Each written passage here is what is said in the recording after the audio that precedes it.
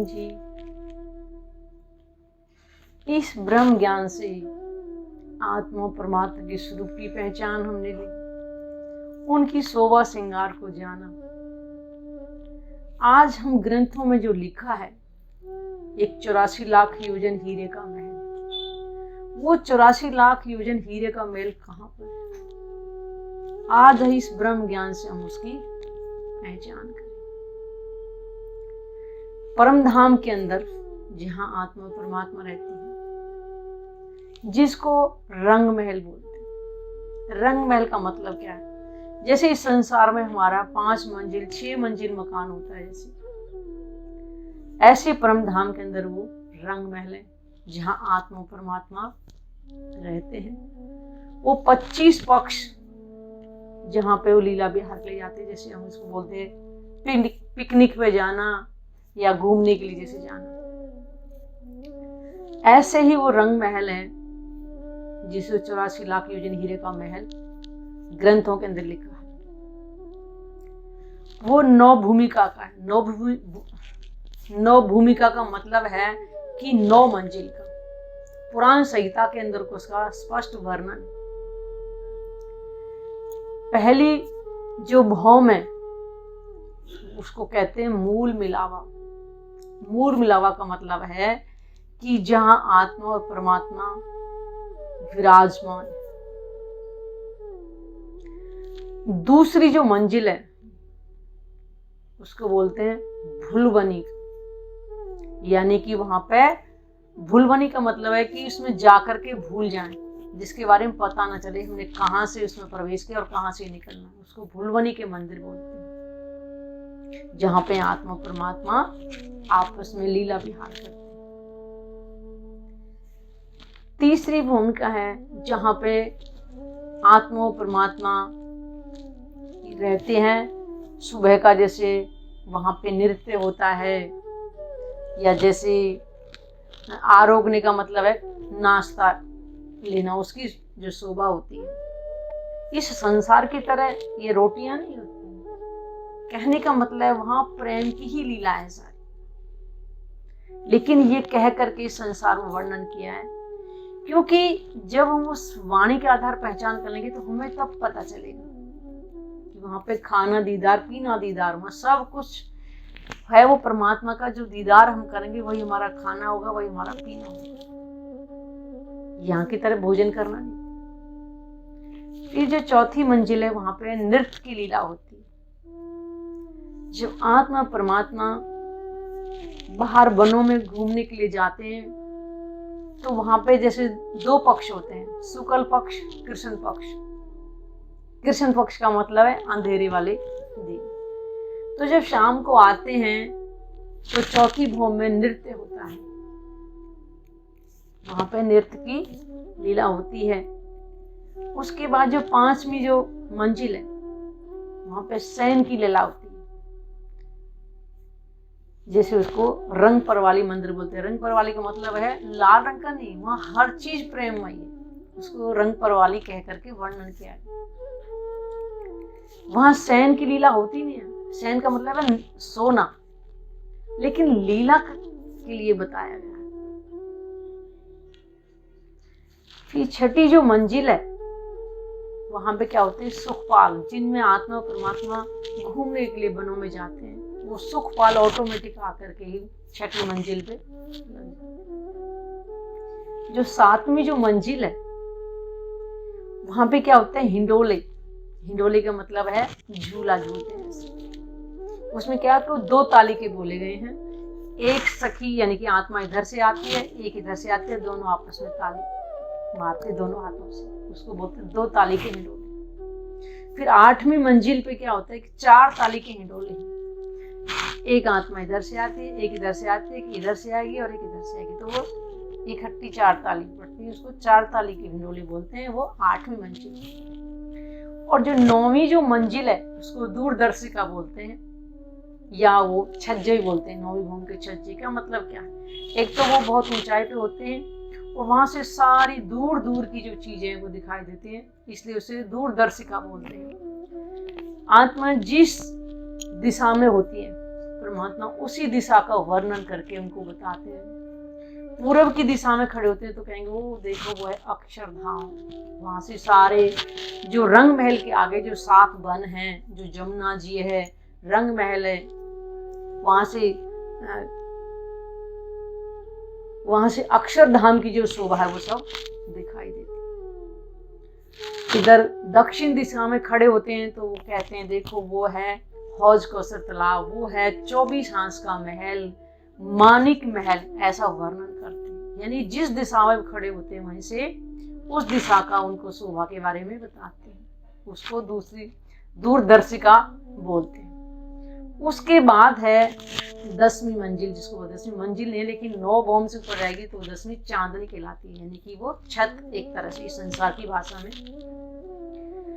पूर्णमासी की रात पूरा चंद्रमा होता है, ऐसा चंद्रमा नहीं है, वो परमात्मा के मन के अनुसार ही चलता है। इस संसार में है कोई चांद को रोक सके चांद से, लेकिन वहां पर उस लीला को जो सुने, जो चांदनी रात में आत्मा परमात्मा 3 पहर वहां रहते, 3 पहर का मतलब 9 घंटे वहां रहते हैं। चांदनी रात होती है, सखियां नृत्य करती हैं और वहां पे बहुत सारी शोभा है चांदनी पर। क्या वहां नहरें चलती हैं, क्या वहां फूलों के वन हैं, कोई वहां पर फलों के बगीचे हैं, वो अलग अलग तरह की वहां पर शोभा है। ऐसे करके वो 9 मंजिल वाली जो है भूमिका है वो। अब जो आत्मा परमात्मा है, जो पहली जो मंजिल, जो पहली भूमिका जिसको बोलते हैं, वहां पर एक गोल हवेली है जिसको मूल मिलावा बोलते हैं। ऐसे 64 थंब घेर कर आए हुए। उन 64 थंबों को पार करके हम जब जाएंगे तो फिर एक मंदिरों की हार आएगी। फिर मंदिरों की हार को हम पार करते हैं तो आगे फिर से एक 64 थंबों की हार फिर से आएगी। उन 2 थंबों की हार और मंदिरों की हार को जो पार करेंगे तो एक कमर भर ऊंचा चबूतरा आएगा जिसमें 3 सीढ़ियां चढ़ के हम ऊपर जाते हैं। फिर से उस किनार पर 64 थंबों की तीसरी हार आएगी, उसके बीच में है वो हवेली। जब हम 3 सीढ़ियां चढ़ करके उस हवेली के अंदर जो प्रवेश करते हैं, अति नरम, अति सुंदर लाल रंग की जो गिलम, यहाँ की भाषा में जैसे गलीचा बोल देते हैं, लेकिन वो जो गिलम है बहुत ही सुंदर है, बहुत ही कोमल है। जब उसमें चलते हैं, वाणी के अंदर वर्णन है, जब चलते हैं तो उसमें पैर धंस जाते हैं, वो इतनी कोमल है। और उस हवेली के बीचों बीच जो गिलम बिछी है उस पे 1000 पंखड़ी वाला कमल का फूल है, जिसपे कंचन रंग का, कंचन का मतलब है सोने के रंग का सिंहासन। उस सिंहासन पर जो है राज श्यामा जी, यानी कि यहाँ के हिसाब से पूर्ण ब्रह्म परमात्मा और उनके बाएं अंग जो विराजमान होते हैं उनको श्यामा जी बोलते हैं। वो सिंहासन पर विराजमान है और दोनों के जो चरण कमल हैं वो नूर की चौकी पर विराजमान है। वो नूर की चौकी भी इतनी कोमल है, जब उनके चरण कमल अपनी हथेली पर लेते हैं तो वो भी अति कोमल लगती है, क्योंकि वहां की परम धाम की 4 विशेषताएं। वहां की हर चीज कोमल होगी, हर चीज चेतन होगी। चेतन का मतलब है कि इस संसार में जैसे यहाँ वृक्ष हैं, एक ही जगह खड़े होंगे, लेकिन वहां के वृक्ष हैं, वाणी के अंदर वर्ण की जो सुखपाल आते वन रोस पे, तो जो पेड़ है वो अपने आप ही जगह दे देते हैं सुखपालों को उतरने के लिए, क्योंकि हर चीज चेतन है। इतना वर्णन है कि जब आत्माएं घूमने के लिए जाती हैं तो वहां के जो मंदिर है वो इतने बड़े हो जाते हैं कि सारी आत्मा एक ही मंदिर में आ जाए, यानी इनको बोलते हैं चेतन। वहां की हर चीज चेतन है, वहां की घास भी चेतन है, वो भी पिया पिया तुई तुई करती है। जो परमात्मा अपनी आत्मा के साथ जब जाते हैं वनों में घूमने के लिए तो वहां की घास भी सिजदा करती है। बताइए, उसको कहते हैं चेतन। और वहां हर चीज प्रकाशमयी है, हर चीज यहाँ की तरह बिजली लगाने से लाइट नहीं आती है, यानी कि रोशनी नहीं आती है, वहां पे ऑटोमेटिक हर चीज ही प्रकाश में, हर एक चीज में प्रकाश वहां पे। एक घास के तिनके में उतना प्रकाश है, एक आभूषण में उतना प्रकाश है, वहां की हर चीज प्रकाश में, और हर चीज में सुगंध है, हर एक चीज सुगंधमय है। इसलिए 4 चीजों की वहां पे बहुत विशेषता।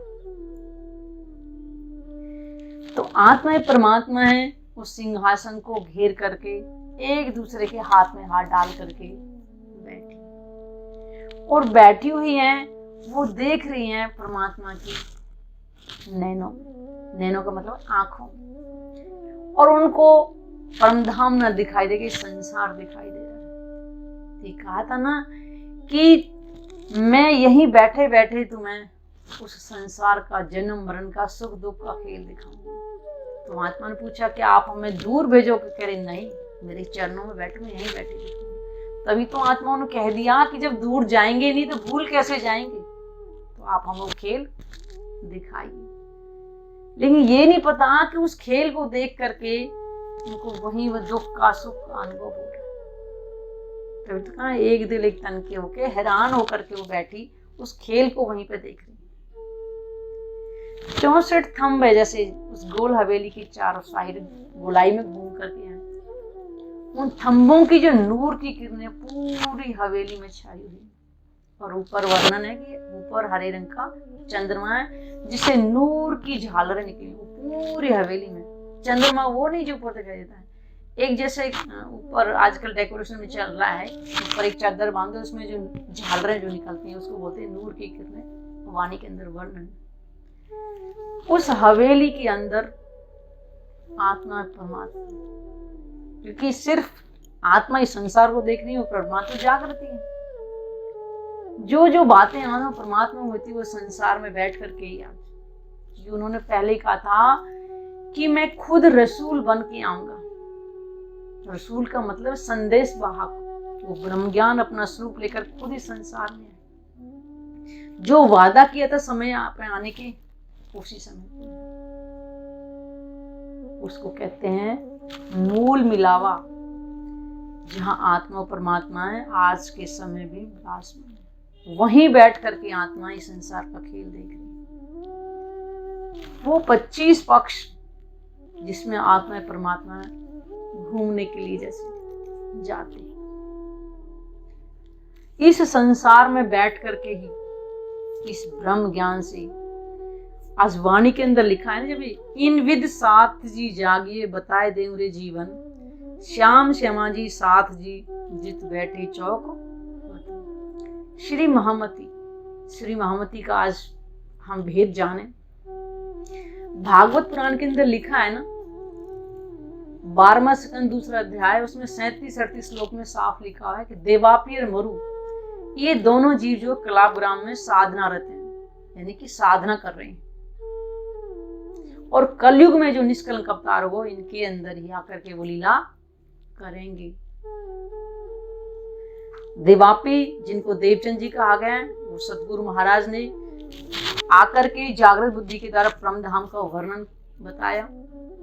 उसके बाद में जो मरु थे, उनके अंदर इंद्रावती की आत्मा आई थी, उनके द्वारा ही संसार में ब्रह्म ज्ञान आया है, उनको महामती कहा गया। महामती कह रहे हैं साथ जी, श्याम श्यामा जी यानी कि राज श्यामा जी के जो स्वरूप हैं उनको अपने धाम हृदय में बसाएं, और अपनी सुरता के द्वारा जब उस मूल मिलावे का ध्यान करेंगे तो हमारे अंदर परमधाम की जो आनंद है वो हमारे अंदर आएगा।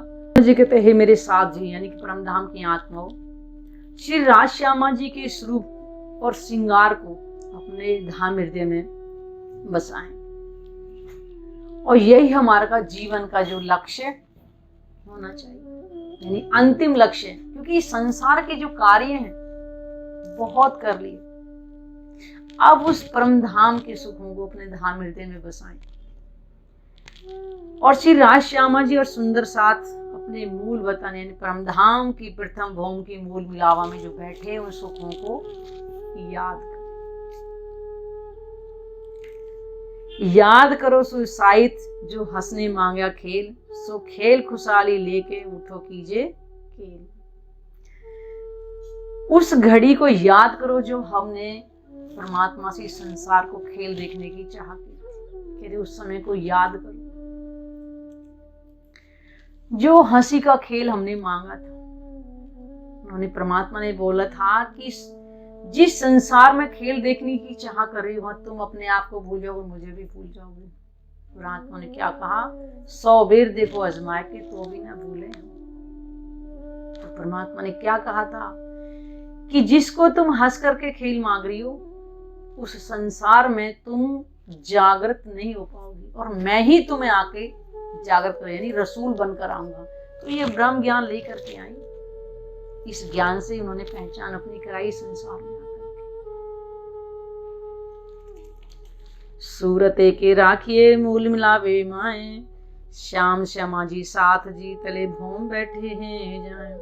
वो कह रहे अपनी सुरता को उस मूल मिलावा में रखिए जहाँ राज जी, श्यामा जी और सब आत्माएं एक तान एक दिल होकर के बैठी हैं। जब बार बार हम अपनी सुरता को उस मूल मिलावे में ले जाएंगे, वो राज श्यामा जी के चरणों का अनुभव हम जब करेंगे तो वो सुख हमारे धाम हृदय में आएगा।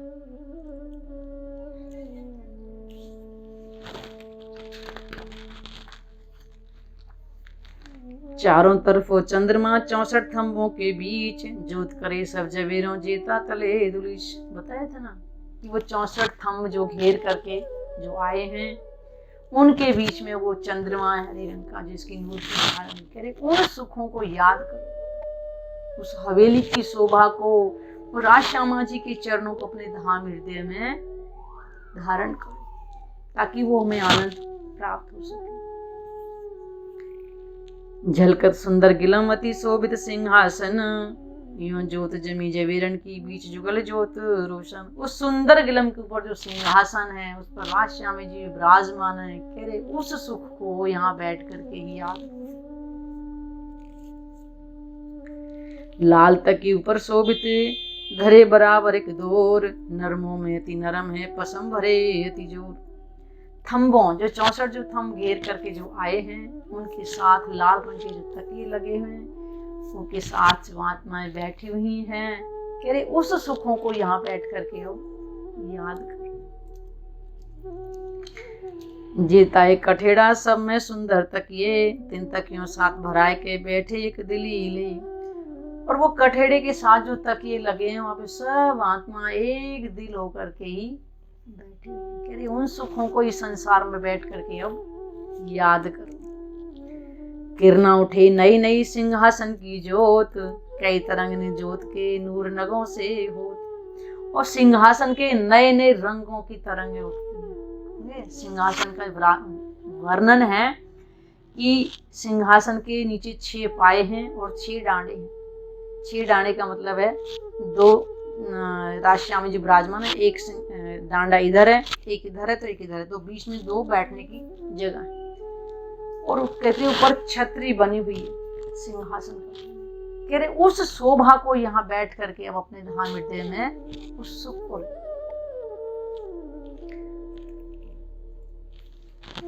2 कलश 2 छतरिये, 6 कलश ऊपर डांडन, 8 के अवकाश में करत जंग रोशन।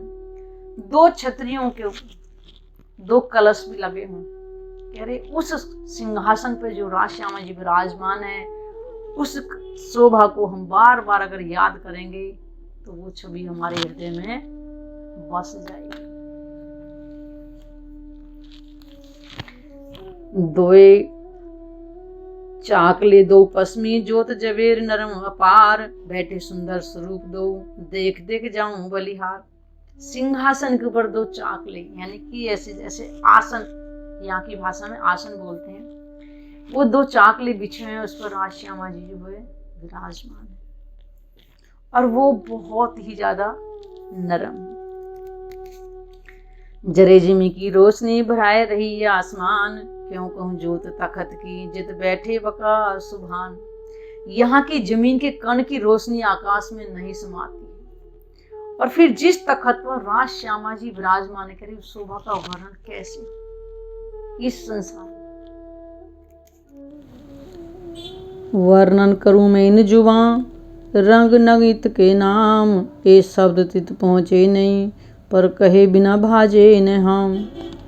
मैं यहाँ की जुबान से उस मूल मिलावे का वर्णन करती हूँ। महामती जी कह रही हैं कि मैं उस मूल मिलावे का वर्णन करती हूँ, वहाँ के रंगों का नगों का वर्णन करती हूँ, लेकिन यहाँ के शब्द वहाँ नहीं पहुँचते। लेकिन फिर भी हमें समझ आ जाए या उसकी हमें पहचान हो जाए तो उस मूल मिलावे का वर्णन में इस संसार में बैठ करके कर रही हूँ। गिलम जोत फूल बेलियां जोत ऊपर की आविन उतर, जोते जोत सब मिल रही ए रंग जुदे कहूँ क्यों कर। गिलम के ऊपर फूल और बेलों का तेज और ऊपर के चंद्रमा तथा थंबों का तेज एक दूसरे से मिल जाता है, यानी सब की जो नूर की जो किरणें, इधर थंबों की किरणें, इधर गिलम से जो, इधर सिंहासन के जो नूर की जो किरणें किरण सब आपस में मिल जाती हैं। इसलिए अलग रंगों के नाम का कैसे बयान करूं, क्योंकि वहाँ पे किसी के नूर की भी किरणें किसी से कम नहीं, इसलिए वहाँ पे जो कहा है कि वहाँ पे कोई कम ज़्यादा नहीं है। थम्मों की अपने नूर की किरणों की सुंदरता है, इधर गिलम से जो नूर की किरणें निकली उनकी अपनी सुंदरता, इधर सिंहासन के जो 6 पाए 6 डांडे हैं उनसे अलग नूर की किरणें निकल रही हैं। तभी तो महामती जी कह रही हैं कि यहाँ वर्णन करने के शब्द नहीं है, लेकिन वर्णन करना ही पड़ रहा है। क्यों कि अगर वर्णन नहीं करते तो फिर हमें आज इस संसार में बैठ करके उस परम धाम की, उस मूल मिलाप की पहचान कैसे होती। ए मूल मिलावा अपना नजर दीजे इत, पलक ने पीछे फेरिए जो इश्क अंग उपजत। वह मूल मिलावा अपना है, यानी जब हम आत्मा की नज़र से देखेंगे तभी तो हमें लगेगा। वह मूल मिलाप अपना है, यहाँ पर अपनी नज़र को रखें, पीछे जरा भी मत हटाएं। मत हटाए का मतलब है, कहने का मतलब संसार से यहाँ के जो हमारी जो तृष्णा है, जो चाहना है, इन सब को छोड़ करके अपनी सुरता को परम धाम में लगाना है। और इससे अपने तन में प्रेम, इश्क पैदा होगा। कौन? जब हम आंख बंद करके यहाँ पर बैठे बैठे उस मूल मिलावे का ध्यान करेंगे, वो परमात्मा के जो नूरी जो चरण कमल है वो चौकी पर विराजमान है, उन चरणों को जो अपनी हथेली पे लेंगे, उनको बार बार उनको चूमेंगे, बार बार उनको अपनी पलकों पे रखेंगे, यानी कि कहने का मतलब बातों नहीं अर्थ है, रखना नहीं है, लेकिन उस भाव को करेंगे तो हमारे अंदर प्रेम आएगा। यहाँ बैठे बैठे महामती जी ने हमें इतना सुख इस संसार में आके दिया है।